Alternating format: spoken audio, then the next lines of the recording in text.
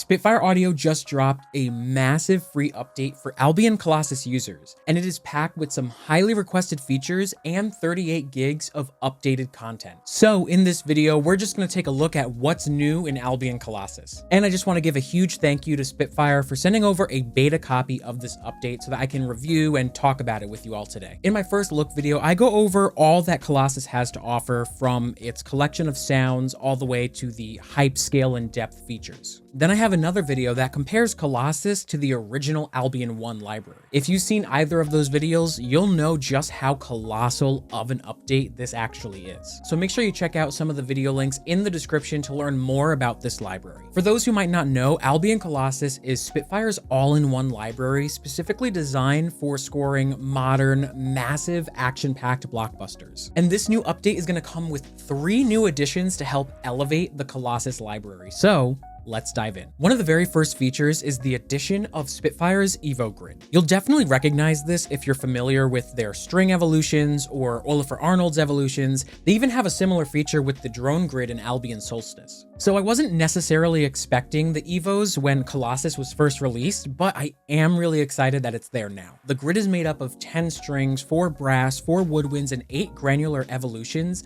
that give these amazing acoustic textures, all handcrafted in this powerful EVO's engine. If we go to the preset drop-down menu, we're gonna see this grid section with 15 evolutions presets. Right, so we have our default drift, harmonic waves, in the air, dream sequence, echoes pass, encounter, and quite a few more. But for now, let's just take a look at the default.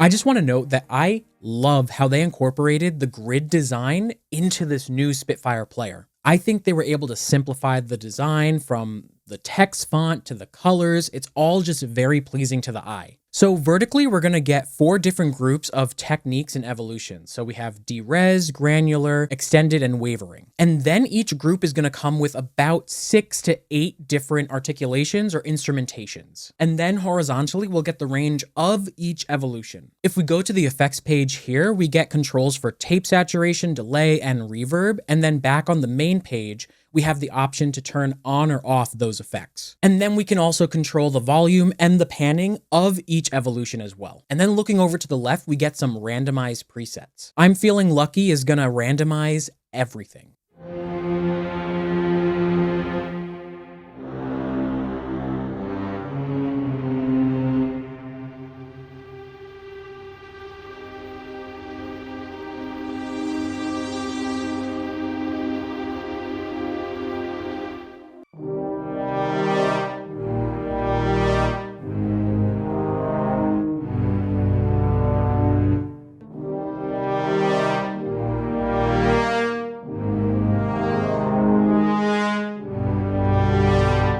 And then from derez, wavering, extended, and granular, we can randomize each individual group. So derez will only randomize this section. Wavering is down at the bottom, so it only randomizes those. Extended will randomize the red section.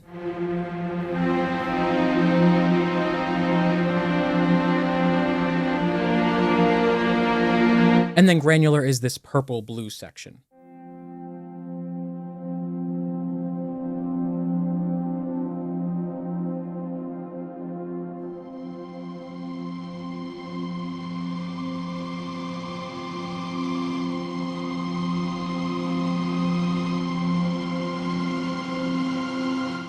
And then at the bottom, we also have these visible and walk randomized presets as well. And what's great about the EVO Grid is that it is totally customizable. So even if you randomize everything, you can still tweak some settings to get the sound that you're looking for. And just so you see how this grid can work, I want you to listen to the differences in the techniques as we increase the number.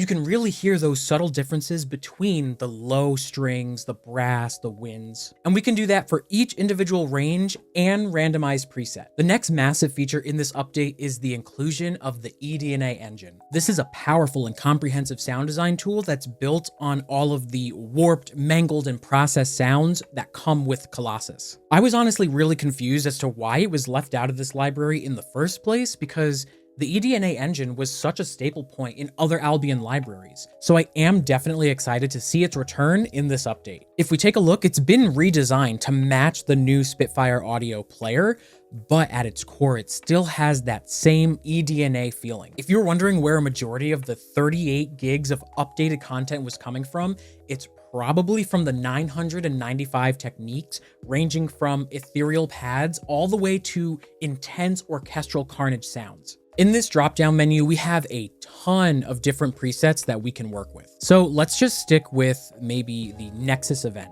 The eDNA engine comes with a lot, so let's break this down individually by section. We get our A and B articulations, and each one is gonna give us a list of probably the 995 different articulations. It's gonna range from woodwinds to flutes to piccolos, guitars, synth, strings, brass, everything. We can then play with the wobble of each by adjusting the volume, the pitch, and the filter. And then below that is the envelope with our ADSR controls and high and low pass filters. We can control tuning, panning, offset, and trim, as well as the option to glide, bend, or clone. And then at the bottom, we have our oscillator, which will bounce us back and forth between our A and B techniques.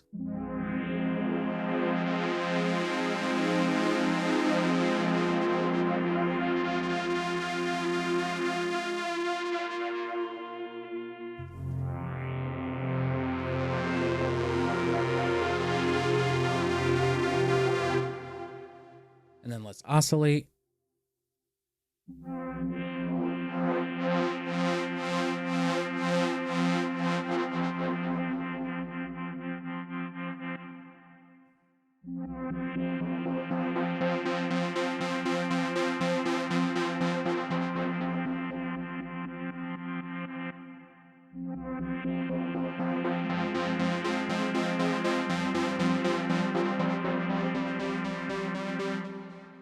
Next, we're gonna get this incredibly detailed yet simplified effects page. So we can choose between our Bay A and Bay B effects. We have auxiliary effects with delays and reverbs and things like that. And then we're gonna have this final master effects tab with our EQ, grain, limiter, and so on. And then finally, this last page is our gate sequencer. Here you can adjust the speed, the length, the depth of the gate for each technique.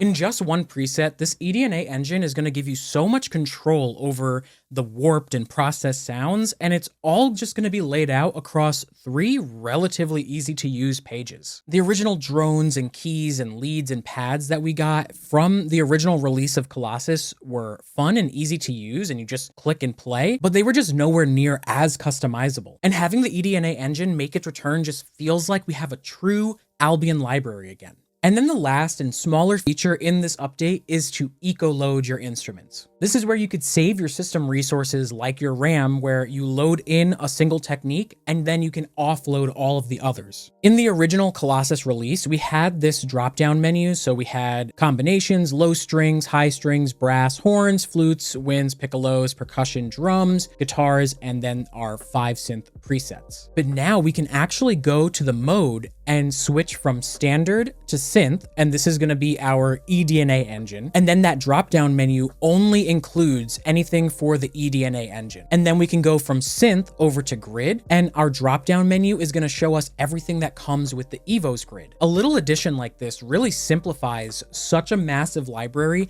and organizes our instruments in a way that makes searching for an instrument much easier all while saving your system resources. In my other Colossus comparison video, I did mention that it felt like we were getting less content compared to other Albion libraries. But thanks to the EVO Grid and the eDNA engine, I think this update significantly enhances this library. And this video was specifically a look at what's new in Colossus, but if you want to see the core of this library in action, then check out my full walkthrough video next. I'll see you over there, and as always, happy composing.